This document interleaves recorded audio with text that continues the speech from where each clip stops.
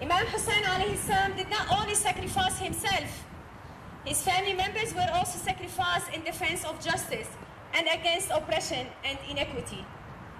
Unfortunately, the action of this group is condoned by authorities in Saudi Arabia. As a result of their inaction,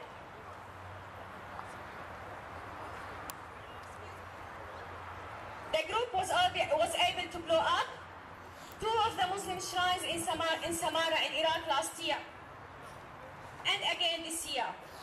The violent action of this group was not limited to Iraq only. This week, a religious compound in Nigeria, which belongs to Shia Muslims, was destroyed at the hands of this group.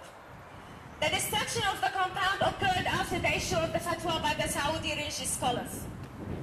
In addition to the violent means used by this group in their dealing with those they disagree with, they also use violence against anyone who doesn't follow their ideology. Last week, a group of Iraqi young men from the United Kingdom were performing pilgrimage in Mecca.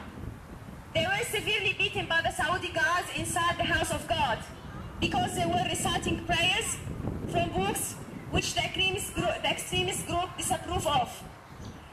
There are many other similar incidents which I cannot mention due to the limited time we have. I would like to briefly highlight an important point in relation to an aspect of the school of thought to which the extremist group belong. Many people in the West, including here in Australia, refer to the group as fundamentalists, which means that they apply the fundamentals of Islam. This misconception is due to the lack of knowledge about Islam.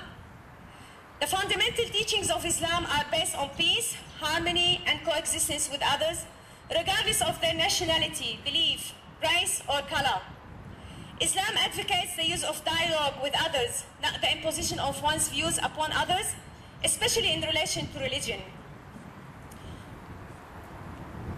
God said there is no compulsion in religion, la ikraha fi din. He also said, and call them unto the way of your Lord, with wisdom and kind exhortation, and dispute with them in the manner which is the best. The use of violence by this category of people is contrary to the fundamental teachings of Islam. Under Islam, all the rights of people are protected, regardless of their faith. Islam forbids the destruction of life and property of any individual. In this deed, Imam Ali alayhi salam says that as a caliph and a ruler, he promises safety and security of life, property, honor, social status, and religious freedom of Armenian Christians. This order should be obeyed by his officers and by his successors. The Christians should not be maltreated or looked down because they are non-Muslims, so long as they do not try to betray and injure the cause of the State of Islam. They should not be molested, but should be allowed to practice their religion and to trade freely and openly. Stop, stop, stop, stop, stop. Leave our people alone. Leave our people alone. Leave our shrines alone. Leave our shrines alone. Stop Saudi terror. Stop Saudi terror. Stop Saudi terror. Stop Saudi terror.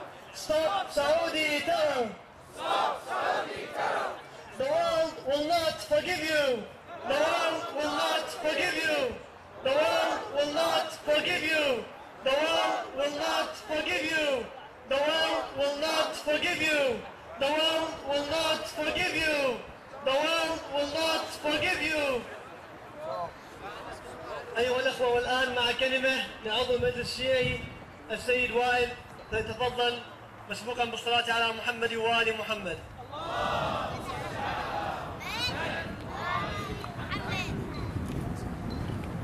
السلام عليكم الأخوة والأخوات. Ladies and gentlemen, Australian communities from variant backgrounds welcome you all. Once again, the queer Suadi scholars have delivered a chilling message, or fatwa, to carry out a new atrocity and a new evil act by calling their brainwashed and misleaded followers to demolish Shia shrines anywhere in the world. The Saudi scholars and their Wahhabian ideology are deviated and dangerous version of radicalism,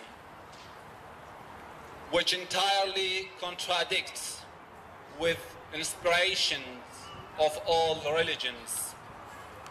All religions, my friends, promote mercy, kindness, and harmony.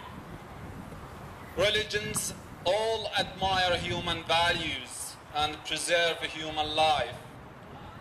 But Wahhabian and Wahhabiyah have no religion. It falsely claims Muslim. It has no value, and it's a threat to civilization.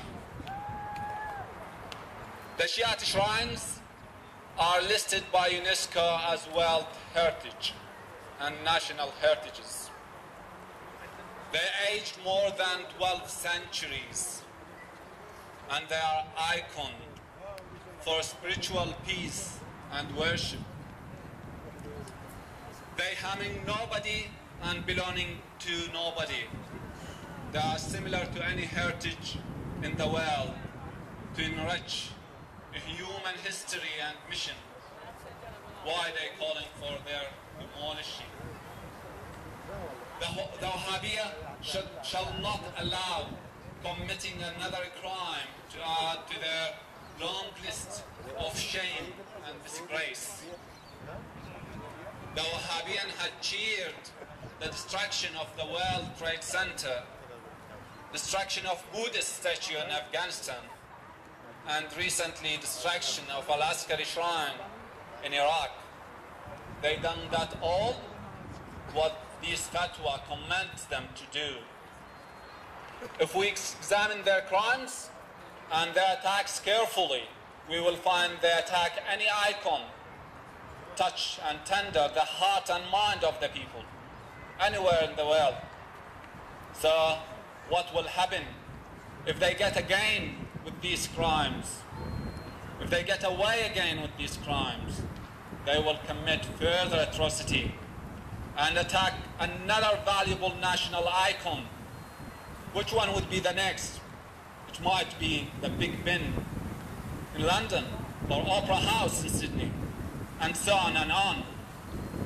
This has to be stopped, and these fatwas has to be fought by all people who value the humanity and life. We have all to act now and to stop this ideology of hatred of Saudi's sheikhs, to cross their borders and to attack innocent people and human values. We have to act now before be sorry tomorrow.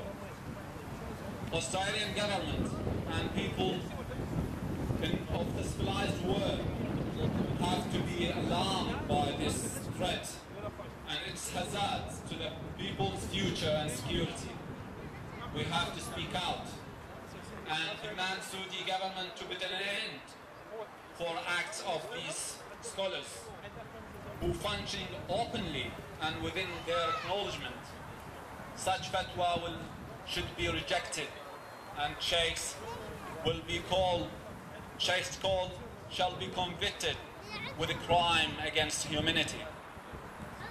We should fight terrorism ideology at its very early stage before it's ripe otherwise. It's an uncountless and devastating outcome if we let them go further. I hope that our message will be heard and right action will be taken. Thank you all, and God bless you.